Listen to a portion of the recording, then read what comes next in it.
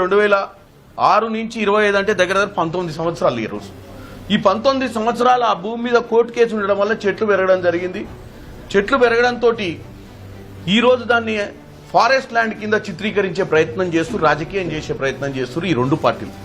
దీనికి గల కారణాలు ఏంటంటే ఎట్టి పరిస్థితుల్లో ఈ భూమి గవర్నమెంట్కి దక్కొద్దు, అక్కడ ఏ యాక్టివిటీ చేయొద్దు, ఈ గవర్నమెంట్ ఎట్టి పరిస్థితుల్లో మంచి కార్యక్రమాలు పూనుకోవద్దన్న ఒక ఉద్దేశం, చెడు ఉద్దేశంతో ఈ రోజు రెండు పార్టీలు ఏకమైపోయి మన తెలంగాణ గవర్నమెంట్ కు సంబంధించిన భూమిని కూడా రానియకుండా చేసే ప్రయత్నం చేస్తున్నారు అనేది క్లియర్ కట్ పిక్చర్. దీంట్లో మళ్ళీ వీళ్ళు తప్పుడు ప్రచారం అనేది బ్రహ్మాండంగా చేస్తున్నారు. ఏమని అక్కడ కొండలు ఉన్నాయి, అక్కడ ఎన్విరాన్మెంటల్ ఇష్యూస్ ఉన్నాయి అవన్నీ అని చెప్పి. దానికి సంబంధించి ఈ రోజు పొద్దున్నే ఒక ట్వీట్ నేను పెట్టిన మార్నింగే మీకు కూడా మీ గ్రూప్లలో. ఈ పర్టికులర్ వ్యక్తి నిన్న ఒక జింక చచ్చిపోయిన దాన్ని చూపించి ఇది జింక ఇక్కడే చచ్చిపోయింది, ఇది ఇట్లాంటి ఏదైతే ఫారెస్ట్ ల్యాండ్స్ ని మనం అక్వైర్ చేసినప్పుడు ఇలాంటి వన్యప్రాణులు చనిపోతాయని చెప్పి ప్రజల్ని రెచ్చగొట్టే ధోరణిలో ఈ సుమిత్ జా అనే వ్యక్తి కూడా పోస్ట్ చేసి తర్వాత డిలీట్ చేసిండు పోస్ట్.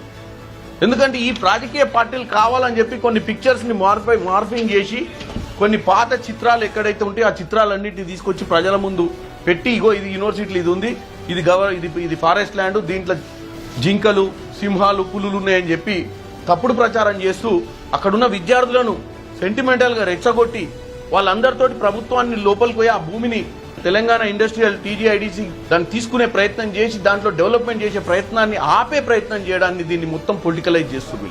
అయితే నేను ఇచ్చిన ఫ్యాక్ట్స్ ప్రకారం ఇది ఆల్రెడీ గవర్నమెంట్ గతంలో ఒక ఐఎంజీ సంస్థకి ఇచ్చి వెనుకకు తీసుకొని తర్వాత హైకోర్టులో సుప్రీంకోర్టులో గవర్నమెంట్ గెలిచి మధ్యన 4 ముఖ్యమంత్రులు దీని మీద పోరాటం చేసి ఈ రోజు రాజకీయం చేయడాన్ని ప్రజలు గమనించాలని కోరుకుంటున్నాం.